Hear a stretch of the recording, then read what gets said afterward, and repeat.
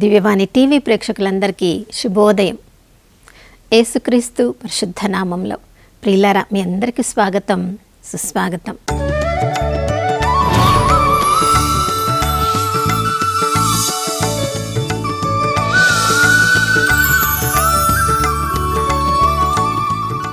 గడిచిన దినమంతా కాచి కాపాడిన దేవునికి మనసారా వందనాలు తెలియచేద్దాం.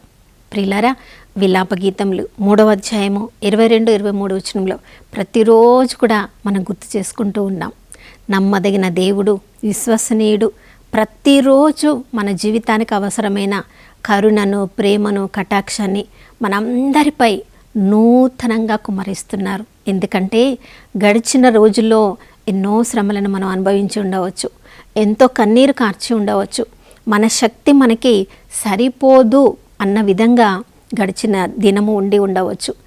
ఆ పరిస్థితులలో తిరిగి ఈ నూతన ఉదయాన్ని మనం కొనసాగించలేము. కాబట్టి మన ప్రియ పరలోకపు తండ్రి ప్రతిరోజు కూడా నూతన జీవితాన్ని మనకు అనుగ్రహిస్తూ ఉన్నారు. ఎందుకంటే ఆ ప్రభువు మహిమ కొరకు యేసు ప్రభు నామంలో మనం గొప్ప గొప్ప కార్యాలు చేయాలని.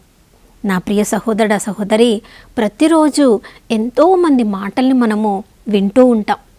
మన సొంత మనస్సాక్షి ఏం చెప్తుందో ఆ మాటల్ని కూడా వింటూ ఉంటాం.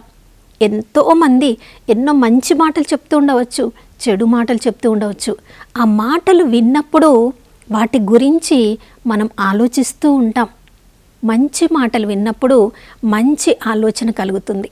సంతోషకరమైన మాటలు విన్నప్పుడు సంతోషకరమైన భావోద్రేకాలు కలుగుతాయి. చెడు మాటలు విన్నప్పుడు చెడు భావోద్రేకాలు కలుగుతాయి. ఆ భావోద్రేకాల అనుగుణంగా మనం నిర్ణయాలు చేస్తాం. ఆ నిర్ణయాలలో మన ఉద్దేశాన్ని మనం కలిగి ఉంటాం. ప్రియులారా, మంచి నిర్ణయాలను చేసినప్పుడు అవి నిర్ణయాలుగానే, ఉద్దేశములుగానే ఉండిపోతే వాటి వల్ల ఏ ఫలితం ఉండదు.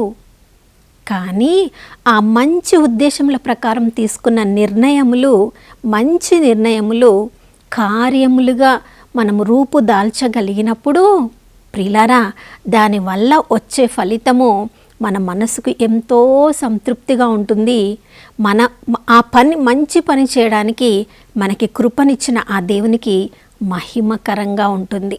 కానీ చెడు భావోద్రేకాల వలన, మనం తీసుకున్న చెడు నిర్ణయాల వలన, ఆ చెడు ఉద్దేశముల వలన వాటిని అక్కడితోటే ఆపివేసి ఆ నిర్ణయాలు కార్యములుగా మనము చేయకుండా ఉన్నంత వరకు మనము దేవునికి మహిమకరంగానే జీవించిన వాళ్ళం అవుతాం. కానీ మంచి ఉద్దేశములను ఎన్నో మనం కలిగి ఉంటాం ప్రతిరోజు. కానీ తగిన సమయంలో మనం ఆ కార్యము చేయవలసి ఉన్నప్పుడు, ఆ సమయము దాటిపోయిన తర్వాత ఎన్నోసార్లు అయ్యో, నేను మంచి ఉద్దేశాన్ని అయితే కలిగి ఉన్నాను, ఆ నిర్ణయము చేశాను కూడా, కానీ దాన్ని కార్యరూపంలో చెయ్యలేకపోయాను అని ఎన్నోసార్లు బాధపడుతూ ఉంటాం. ప్రియులారా, అందుకనే యాకోబు భక్తుడు తన లేఖలో చెప్తున్నాడు, మంచి చేయగలిగియు అటుల చేయని వాడు పాపము చేసిన వాడగును. ఎన్నో అవకాశములు మనకు ఉంటాయి, ఎన్నో మంచి కార్యాలు చేయాలని కూడా ఆశపడతాం. ఆశ వరకే అవి ఉండిపోతే, నిర్ణయాల వరకే ఉండిపోతే, మంచి ఉద్దేశములను కలిగి ఉండడం వరకే ఉండిపోతే, దానివల్ల ఎవరికి ఏ యొక్క ఫలితము మంచిది జరగదు. ప్రియులారా, నేను ఒక జరిగిన సంఘటన ఇలా నేను చదివాను. 1990 సంవత్సరంలో కెనడాలో ఒంటోరియాలో జీవిస్తున్న ఒక ఫాదర్ గారి జీవితంలో జరిగిన సంఘటన ఇలా నేను చదివాను. ఆయన ఒక టీవీ టాక్ ఇవ్వడానికి వెళ్ళి తిరిగి తన యొక్క విచారణకు తిరిగి వస్తూ ఉన్నప్పుడు, అప్పుడు బాగా చలికాలం అంట. ఆ చలికాలంలో 4 అంగుళాల ఎత్తు మంచు కురిసి ఉంది. కారు లోపల అంత వేడిగా ఉన్నా కూడా తనకి చలి ప్రభావము తన మీద పడుతూ ఉంది. ఆ రోడ్డు మీద వెళ్తూ ఉన్నప్పుడు ఆ రోడ్డు ప్రక్కన ఒక వ్యక్తిని చూసినప్పుడు తనకి చాలా ఆశ్చర్యం కలిగింది. ఇంత చలిలో ఎలా ఆ రోడ్డు మీద పడుకొని ఉన్నాడు? ఆ ట్రాఫిక్ లైట్స్ పడినప్పుడు, ఆ రెడ్ లైట్ పడినప్పుడు, అక్కడ ఆగినప్పుడు ఆ వ్యక్తి వైపు చూస్తే అంత చలిలో సరైన బట్టలు కప్పుకోవడానికి కూడా లేవు. అతనికి కాళ్ళకి షూ కూడా లేవు, సాక్స్ కూడా లేవు. ఒక కార్డ్బోర్డ్ అట్టని ఒక బ్లాంకెట్ లాగా కప్పుకొని దాని మీదనే పడుకొని ఉన్నాడు. అతన్ని చూసినప్పుడు ఈ ఫాదర్ గారి యొక్క హృదయము ద్రవించిపోయిందంట. నా దగ్గర ఉన్నవి ఏమైనా తీసి అతనికి ఇవ్వగలనా, లేదా కారు ప్రక్కన ఆపి అతన్ని నా కారులోకి తీసుకుని వెళ్ళి అతనికి కావలసినవి ఏమైనా కొనివ్వగలనా, ఇలా అన్ని రకాల మంచి ఆలోచనలు అతనికి కలుగుతూ ఉన్నప్పుడు ఈలోపు ఆ రెడ్ లైట్ తీసివేయబడి గ్రీన్ లైట్ వచ్చింది. తన డ్రైవర్ కారు ముందుకు తీసుకుని వెళ్ళాడు. ఇక ఆ రోజు విచారణలో ఏమేమి చేయాలో అవి చేస్తూ ఉన్నారు. ఆ ఫాదర్ పేరు ఫాదర్ సుడోక్. ఆ ఫాదర్ గారు అవన్నీ గురించి ఆలోచిస్తూ విచారణకు వచ్చారు. తన పనిలో మునిగిపోయారు. తన విచారణలో ఆ విచారణ ప్రాంతాన్ని అంతా కూడా, ఆ గుడిని, ఆ ఫాదర్ గారి ఇంటిని, ఆ ముందున్న స్థలాన్ని అంతా కూడా ఒక వ్యక్తి ప్రతిరోజు కూడా శుభ్రం చేసేవాడంట. ఆ వ్యక్తి ప్రతిరోజు ఎంతో సంతోషంగా ఉంటాడు, ఎక్కువ మాట్లాడాడు. ఆ రోజు ఇంకా ఎక్కువ అతడు సంతోషంగా ఉన్నట్లు ఈ ఫాదర్ గారు గమనించారు. ఏంటి ఈ వ్యక్తి ఎక్కువ మాట్లాడాడు కదా, 2 మాటలు ఆ ఫాదర్ గారితో మాట్లాడతాడంట. గుడ్ మార్నింగ్ ఫాదర్, నేను మీకు ఏదైనా చేయగలనా. ఈ 2 మాటలే ఆ శుభ్రం చేసే వ్యక్తి ప్రతిరోజు ఫాదర్ గారితో మాట్లాడేది. కానీ ఆ రోజు చాలా సంతోషంగా ఉన్నాడంట. ఏంటి సంగతి తెలుసుకోవాలని ఆ వ్యక్తిని పిలిచి, ఏంటి ఈరోజు నువ్వు చాలా సంతోషంగా ఉన్నావు, ప్రతిరోజు కంటే కూడా సంతోషంగా ఉన్నావు అని అడిగినప్పుడు, ఈరోజు నేను దారిలో వస్తున్నప్పుడు ఒక వ్యక్తిని చూశాను ఫాదర్. ఆయన చాలా చల్లగా, ఇంత మంచు కురుస్తున్న ఇలాంటి పరిస్థితులలో ఒక కార్డుబోర్డుని బ్లాంకెట్గా వేసుకొని అతను పడుకొని ఉన్నాడు. అతనికి షూ లేవు, సాక్స్ లేవు. అది చూసినప్పుడు నాకు చాలా మనసుకి బాధ కలిగించిందని చెప్తూ ఉన్నప్పుడు ఈ ఫాదర్ గారికి ఎక్కడో నేను కూడా ఇలాంటి వ్యక్తిని చూశాను కదా, నాకు కూడా అలా బాధ కలిగింది కదా అని ఆలోచిస్తూ ఉన్నప్పుడు ఆ ఎదురుగా ఉన్న వ్యక్తి, శుభ్రం చేసే వ్యక్తి చెప్తున్నాడంట. అది చూసి, ఆ వ్యక్తిని చూసి నేను తట్టుకోలేకపోయాను ఫాదర్.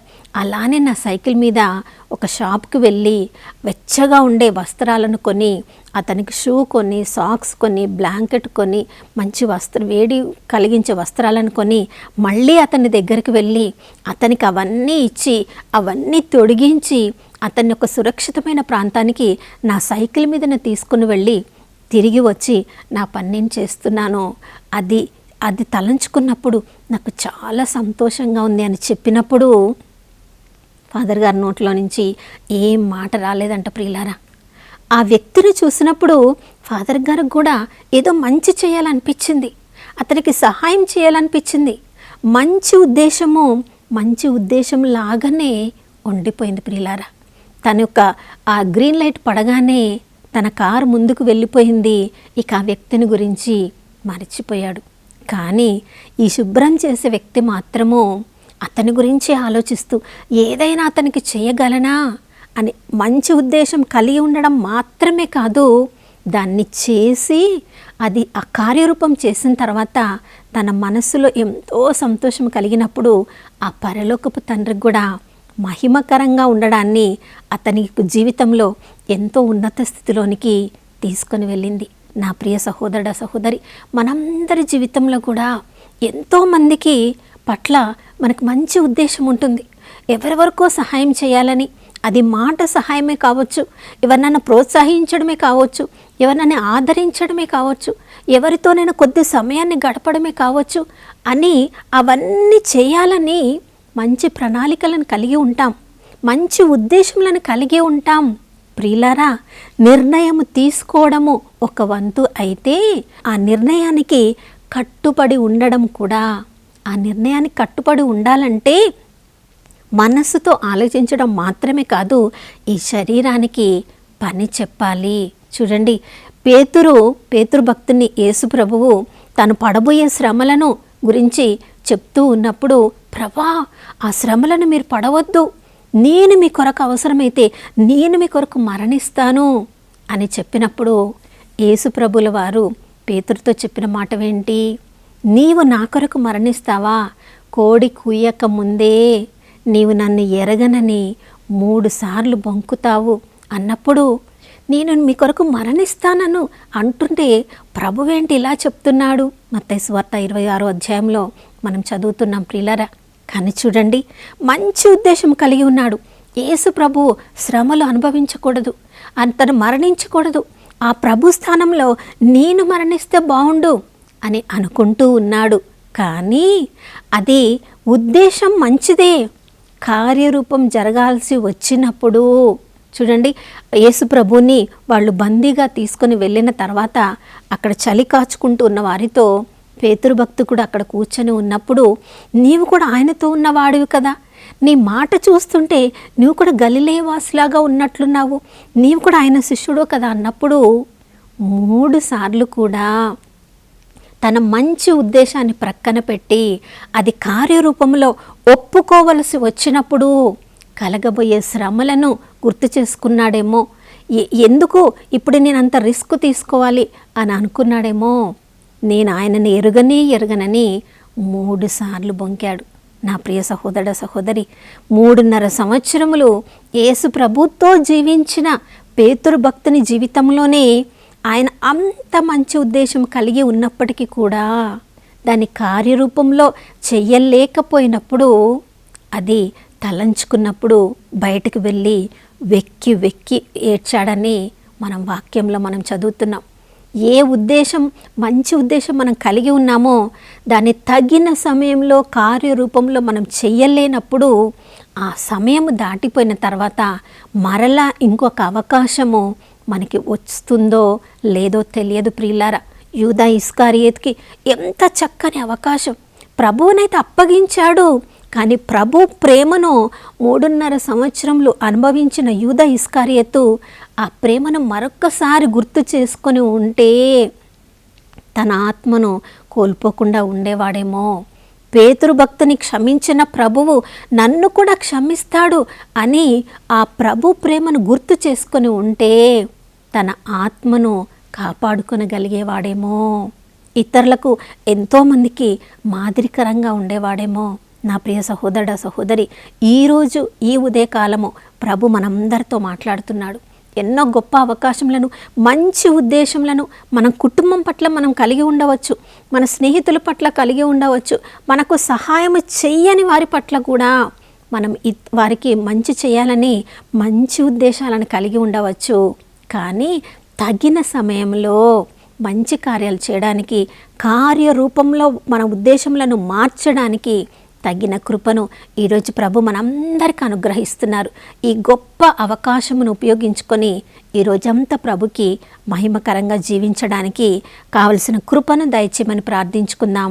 నాతో కలిసి ప్రార్థించండి. పరిశుద్ధమైన దేవానికి స్తోత్రములు తండ్రి. ప్రభా, నీ వాక్యము సత్యము ప్రభా. కీళ్ళు మధ్య కలియు వరకు, జీవాత్మల సంయోగ స్థానము వరకు కూడా ప్రభా అయ్యా, 2 అంచుల ఖడ్గమైన నీ యొక్క వాక్యము మా హృదయాలను ఛేదించుకొని పోగలదు. అయ్యా, మా యొక్క మాటలను అయ్యా ఈరోజు నూతనీకరించండి, మా యొక్క భావోద్రేకాలను నూతనీకరించండి, మా యొక్క ఆలోచనలను నూతనీకరించండి, మా యొక్క ఉద్దేశములను నూతనీకరించండి. అయ్యా, మంచి ఉద్దేశములను మేము ఈరోజు తప్పకుండా కార్యరూపంలో తగిన సమయంలో చేయడానికి ఏ ఒక్క అవకాశమును పోగొట్టుకొనకుండా అయ్యా ఈరోజంతా మేము చేసే మంచి క్రియల వలన నీకు మహిమకరంగా జీవించాలి. అయ్యా, మేము కలిగిన ఏ చెడు ఉద్దేశములను ప్రభా వాటిని కార్యరూపము చెయ్యకుండా ఉండడానికి మాకు కృపను దయచేయమని యేసయ్య నామంలో అడిగి వేడుకొని పొంది ఉన్నాము మా ప్రియ పరలోకపు తండ్రి, ఆమేన్. అవును ప్రియులారా, ఈరోజు ప్రభు మనకి ఎన్నో అవకాశములను ఇస్తున్నారు. వాటిని చేయాలని ఆలోచించడం మాత్రమే కాదు, ప్రణాళికలు కలిగి ఉండడం మాత్రమే కాదు, నిర్ణయం తీసుకోవడం మాత్రమే కాదు, కార్యరూపం చేసి ముగించుదాం. ప్రభు అనుగ్రహించే శక్తితో చేసి ముగించుదాం. మరొక నూతన శుభోదయంలో మనం అందరం కలుసుకునే వరకు దివ్యవాణి టీవీని వీక్షిస్తూ ఉందాం. ఇమ్మానుయేలు, దేవుడు మనతో ఉన్నారు.